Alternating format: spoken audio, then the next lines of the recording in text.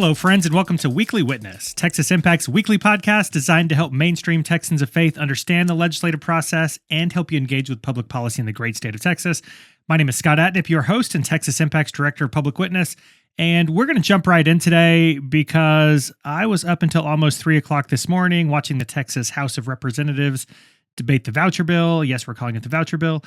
Senate Bill 2, before they finally passed it early this morning on a vote that was pretty close to party line. So full disclosure, I'm tired. I'm a little bit cranky.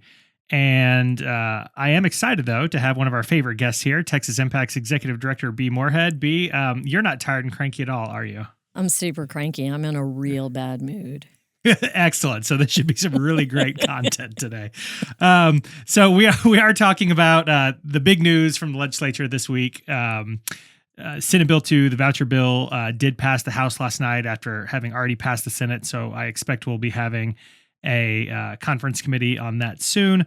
But let's talk about how we got here, right? So we've been talking about this issue for 2 years, and the legislature has been talking about it for 40 or 50 years, I guess. And the House has historically said, no, we're not doing vouchers because here in Texas, we love our public schools. We love high school football. We love the band. We love all of the things that come with it. We love our third grade niece that works at the school.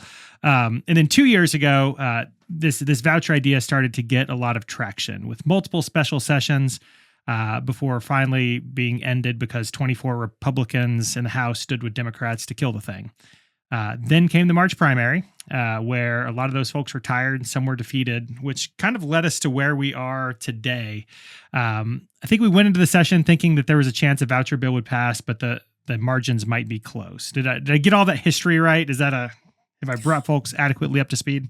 Well, a couple of things I would add to that, as you might have guessed. One is, and it didn't actually pass on third reading until today. I did not stay up to watch for the passage on second reading, but I did just watch it pass on third reading. And I want to come back to a couple of points that members made in their speeches on third reading that I thought were poignant.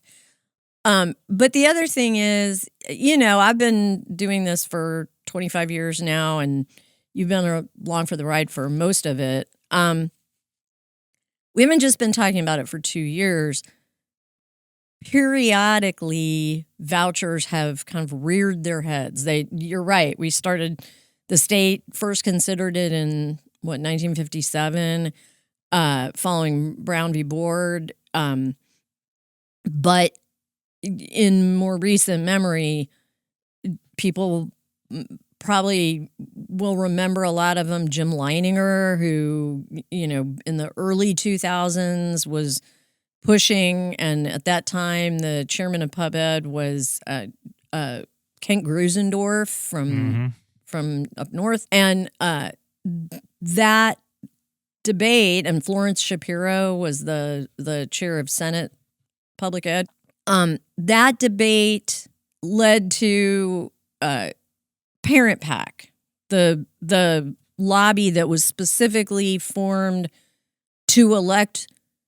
primarily to elect Republicans who would oppose vouchers. And some of the legislators who voted yesterday are still legacy candidates from those Parent PAC days. Including Gary Van Dever. Currently, he's the chair of House Public Health, but he was one of 2 Republicans who voted against Senate Bill 2. Along with former Speaker Phelan, right? Along with former Speaker Phelan, who, whatever else you want to say about him, he did not preside over the passage of a voucher bill at the end of the day. The thing I kept thinking was, I remember the House debating the voucher bill when Grusendorf was the chair and the author. And I remember Charlie Guerin, Representative Guerin, offering an amendment that would have made it only apply to Grusendorf's district. And saying, if you're so sure you want this, you take it. And it was conversations like that I think made people think, a lot of these guys, they do care about their own district. They are not willing to fold for just for a political pressure from outside their district on something like this. What we saw yesterday is, they will if it's enough pressure. If it's enough, the term, I guess, was bloodbath that the governor was using in individual meetings. And we saw, one of our colleagues on Twitter this morning, one of many people who posted a screenshot of a conversation between Representative Jeff Berry, who's a freshman, and one of his constituents. And in that message that's screenshotted, Representative Berry is saying, geez, I'm sorry, I don't like it either, but the pressure was overwhelming on me, and it was going to pass whether I voted for this bill or not. So it just seemed like, gosh, in our district, we've got so many things that we want to do, and I didn't feel like it was worth throwing my career away over this, and probably didn't expect that to be on Twitter this morning. No, I would assume not. Yeah. But what our colleague said was, "Oh, look, somebody's saying the quiet part out loud." That is exactly what they all got, overwhelming pressure. Which brings us to not last night, but today when they passed it on third reading. And Terry Canales, a representative from South Texas, who sometimes a colorful guy, but he got up and said, "Listen, I'm not going to talk very long, but there are members here who sincerely support vouchers and they voted their conscience, and there are members here who really oppose vouchers and they voted their conscience. I want to talk to the people who oppose vouchers, but they voted for them anyway to hang on to their seat." And as we sit here on what he described as the precipice of Easter weekend, he said, on the precipice of Easter weekend, I just want us to think about what it means to do that, to feel so strongly that you just want that seat. It doesn't belong to you. It belongs to your constituents. They give you the privilege of sitting in that seat to represent them. And when you want it so much and it doesn't belong to you, that you're willing to sell the people it belongs to out to keep it, that is coveting, and that's a sin.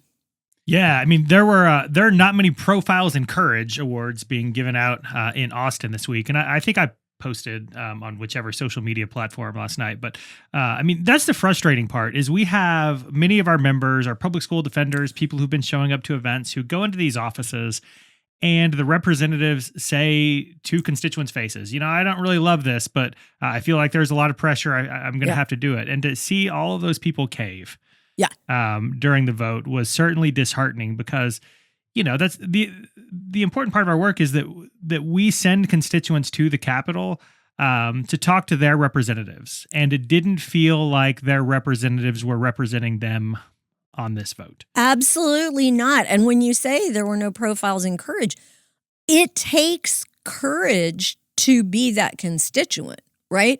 We take people who have never set a toe in the Capitol. They don't have any interest in being a public figure.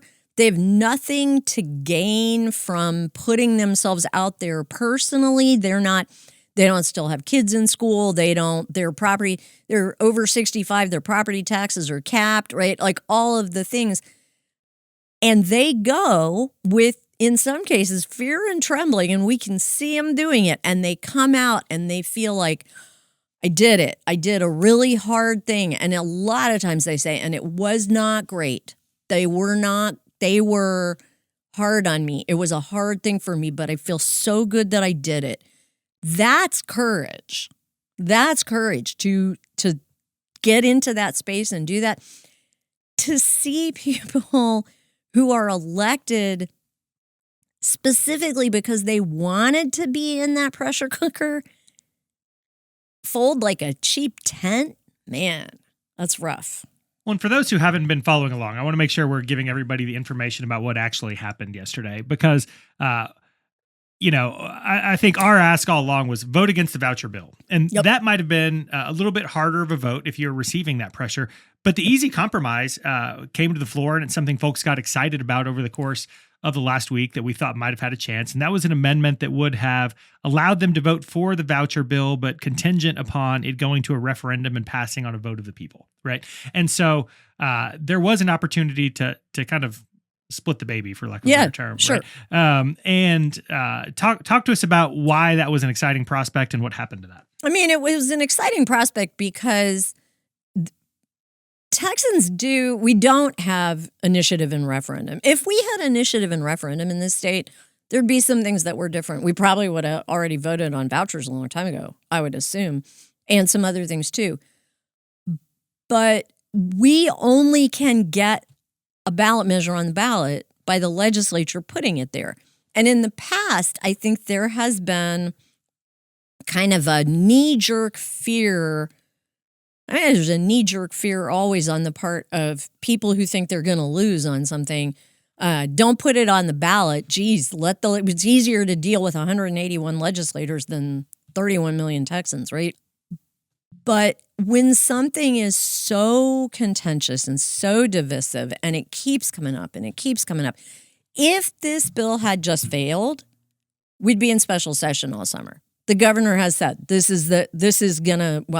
I'm not done until we get this resolved. And he has a resolution that he wants, but that is the way to resolve it, is to say, fine, send it to the people, right? We've done it before, and we certainly on tax issues. Geez, how many times have you gone in a booth to vote and been like, geez, I didn't even remember we had all these penny ante tax things. Like, vote for a stadium, vote for a road, right? And the number of times that I felt like, I don't even care, just do it. But here's the thing we know people care about. We know they care deeply about it. Let the public just vote on it and say, fine, that is the answer, is whatever the Texas public votes on. And people got so excited when anybody started saying that. And it wasn't just that, like, Democrats who thought they were going to lose on this issue said that. What we know is it was rural Republicans and Republicans from suburban areas who came to legislators and said, we don't like it either. We want a chance to vote. And that started to be a thing that there was chatter about. Texas Impact started putting that message out on Monday morning. And we on Wednesday, on the day that yesterday, which feels like a long week, man. Yesterday, we had a banner in the Capitol that had the names of the thousands of people who have signed our public money for public schools message. It was a long banner. It was 55 feet long, and people carried it around in the rotunda. We got video of it, and I posted that video, and I said, let Texans vote on vouchers. I like to think I'm okay at the social media. I'm not as good as you, and I'm not as good as some of the kids, right? But I mean, I can get a couple of dozen people to like my video sometimes. We've had tens of thousands of views on that video in the past 24 hours. And the comments are overwhelmingly, yeah, I want to vote. Either, yeah, I want to vote because I don't want vouchers, or yeah, I want to vote because I do want vouchers. But that message immediately galvanized people out in the world. Yeah, that's a great idea. Let us vote on it. And all they had to do was say yes. And when Representative Tallarico, who offered the amendment, offered it, the author of the bill didn't say, members, I'm going to oppose this amendment, but y'all talk about it and everybody, let's vote. We'll take a record vote.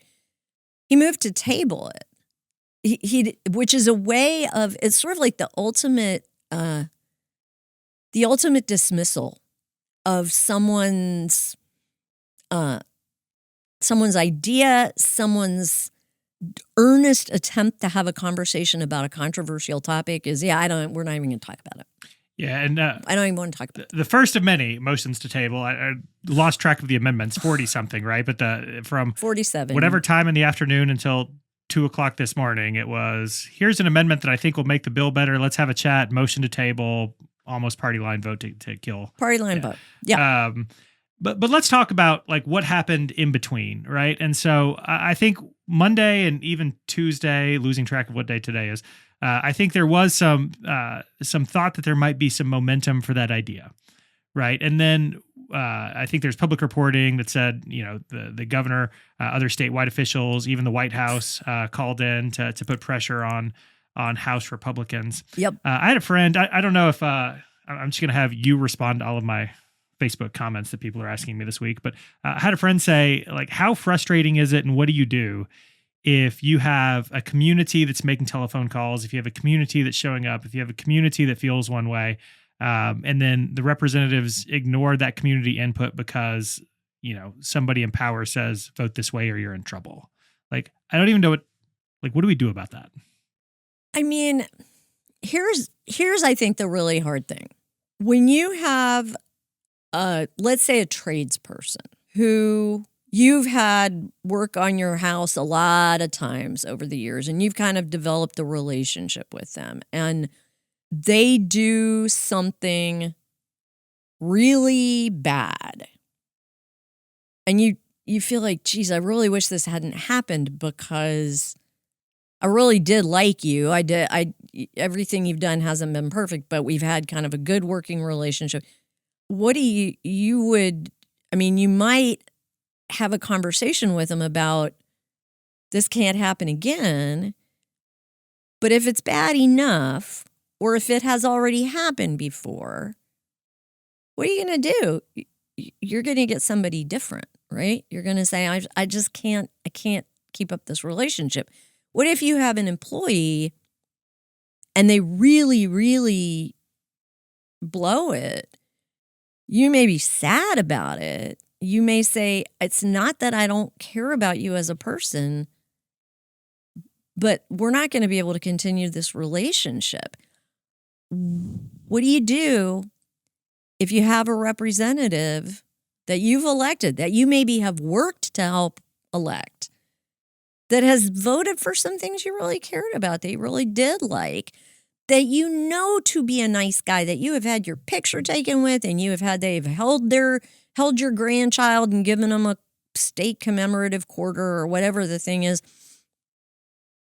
and they have done something that you really can't see a way that it's going to do anything but hurt one of the most fundamental parts of our state. You got to let them go.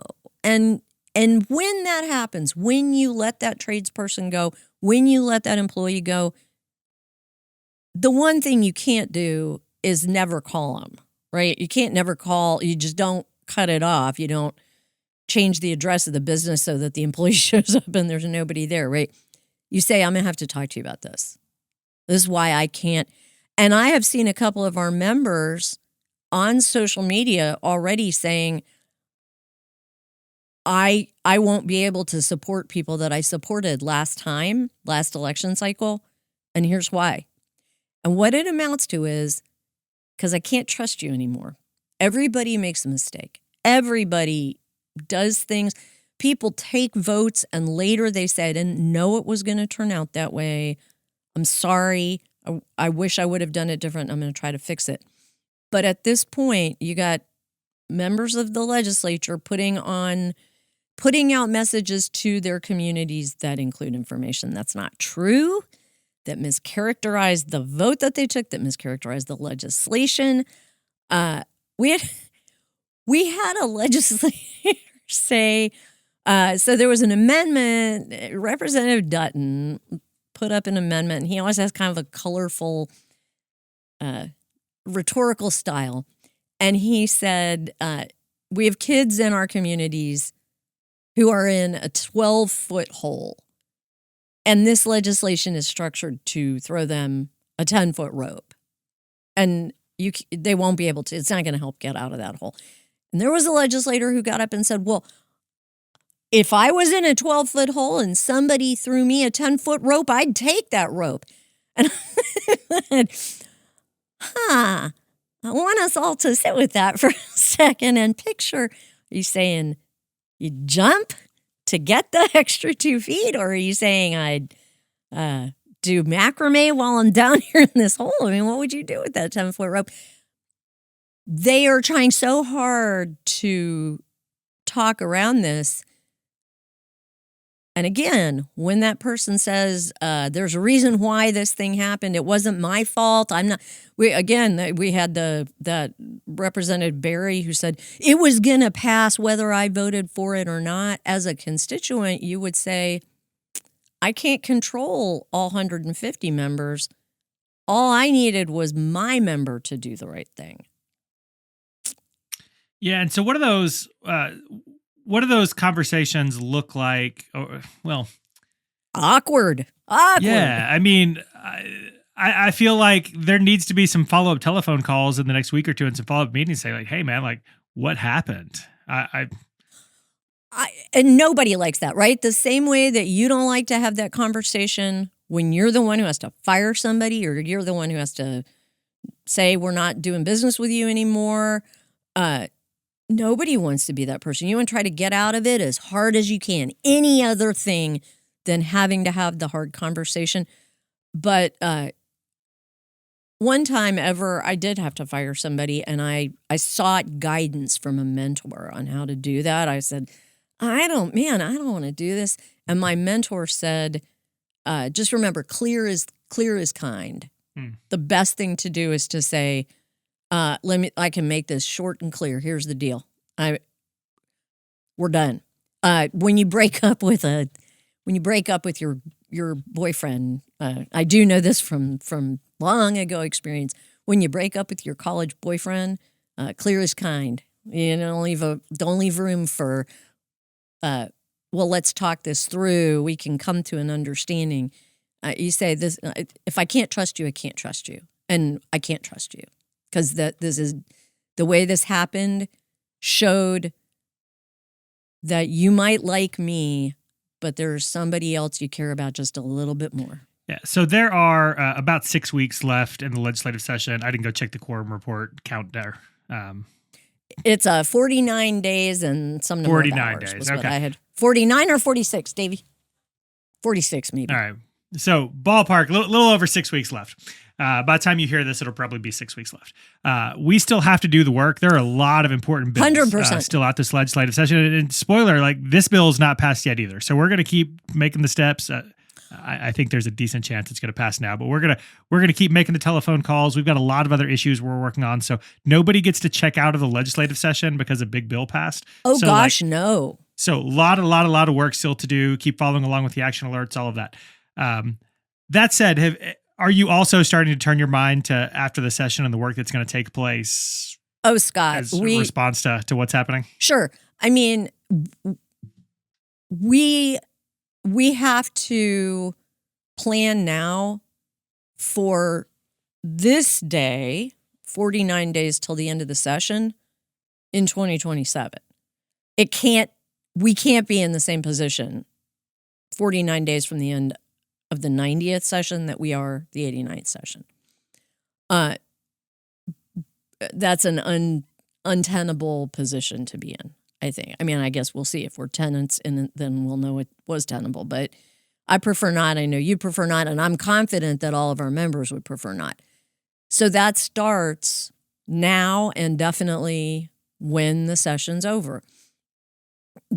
It is electoral. It's an electoral issue. It's also an education issue. I mean, this is a public education issue, but this is not the only issue, right? Last week, we couldn't expand Medicaid, but we could somehow give away $70 million in Medicaid money to crisis pregnancy centers when abortion is basically outlawed in the state anyway. I mean, there is not a rational framework that anyone's thinking about all these things in. It is only political. That we are not talking about what kind of a state we want to live in. We're talking about a political regime that people have figured out a way to function in.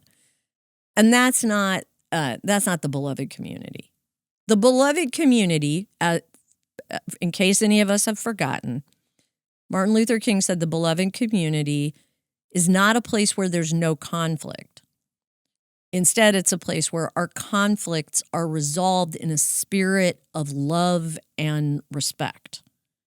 What we saw last night was not respectful. What we saw today, so what happened was everybody went home and got a couple of hours of sleep, and they came back, and there was a local and consent calendar and a memorial and congratulatory calendar. And so those are two things.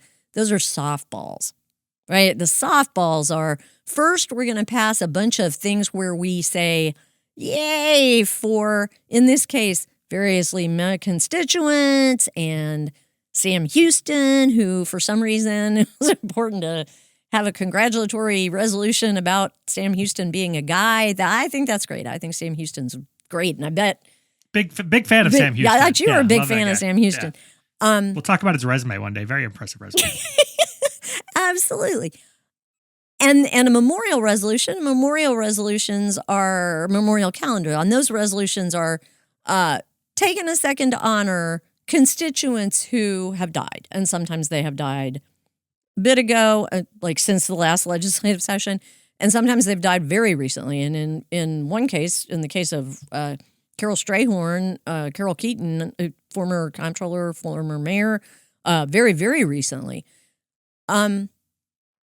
Also on that memorial calendar was a resolution memorializing Cecile Richards, daughter of former Governor Ann Richards, was a kind of a public figure, also the mother of 3 kids.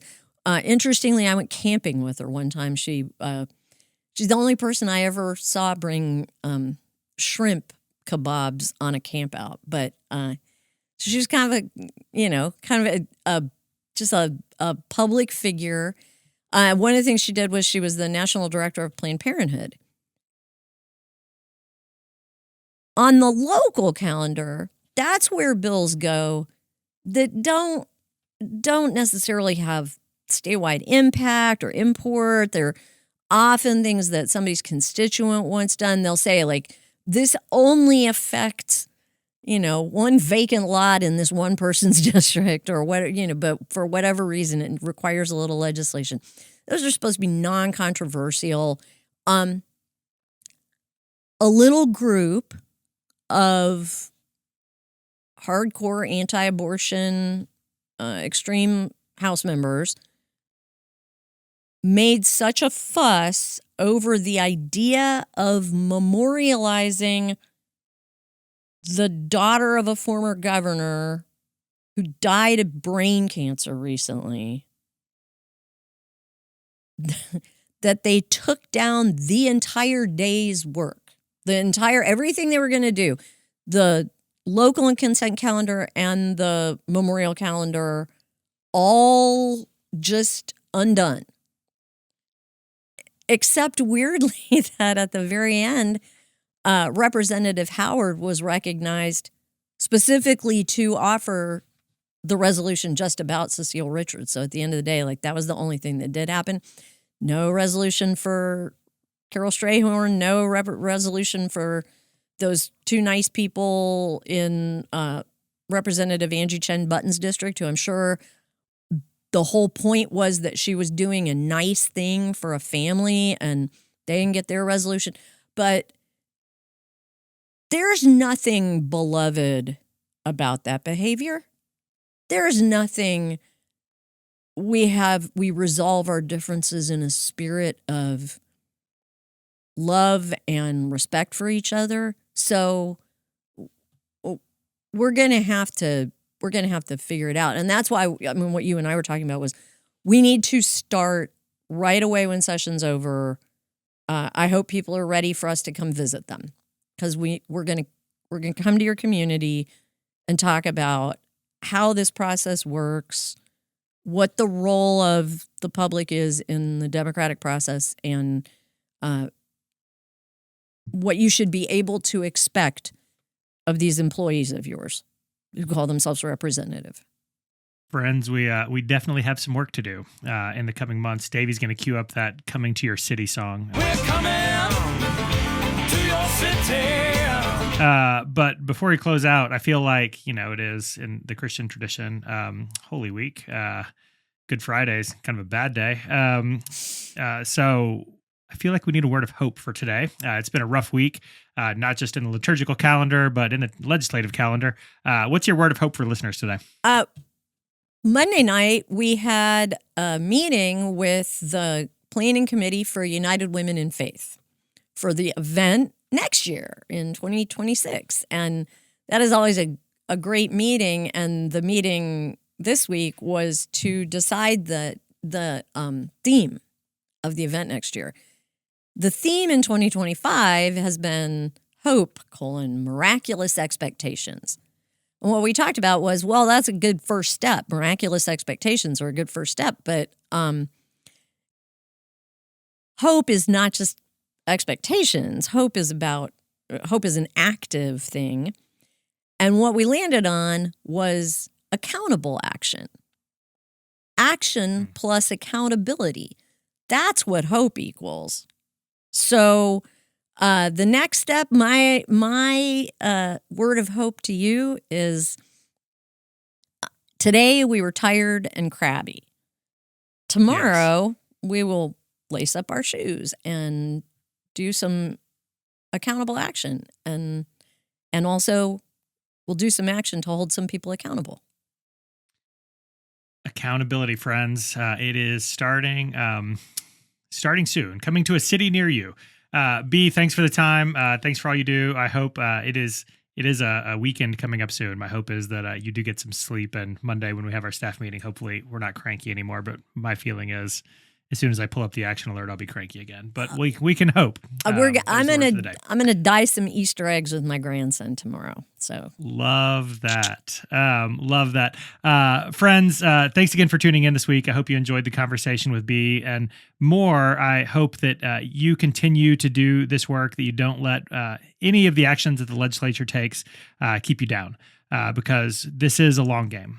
We do have a lot of work to do in the next 6 weeks of the legislative session, and then the real work begins for accountability and a future hope in the weeks and years to come after that.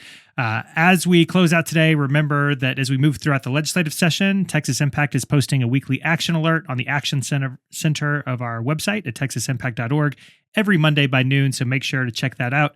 We'll email that directly to you if you sign up for the Rapid Response Team, so consider joining that team or one of the other issue teams that Texas Impact has to offer. If you're on the Rapid Response Team, bonus points, you can listen to me and Bee talk about similar topics next Monday at noon and every Monday for the rest of the legislative session. If you have questions about anything from today, please reach out. It's scott@texasimpact.org. While you're on the website, I hope you'll take a moment to sign up to be a member of Texas Impact. Your membership supports this podcast and all of the work to engage Texans of faith to advocate for a more just and equitable Texas. And clearly we need a lot more of that work in the months, years, and decades, I guess, to come. So with all of that, I think it's time to close out this episode. So remember, the world needs Texans of faith active and engaged. So let's get to work.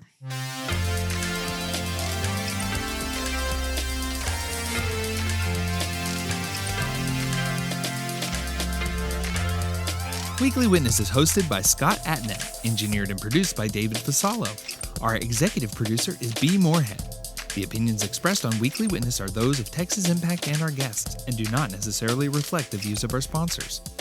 Weekly Witness is a product of Texas Impact, people of faith working for justice. Visit us online at texasimpact.org.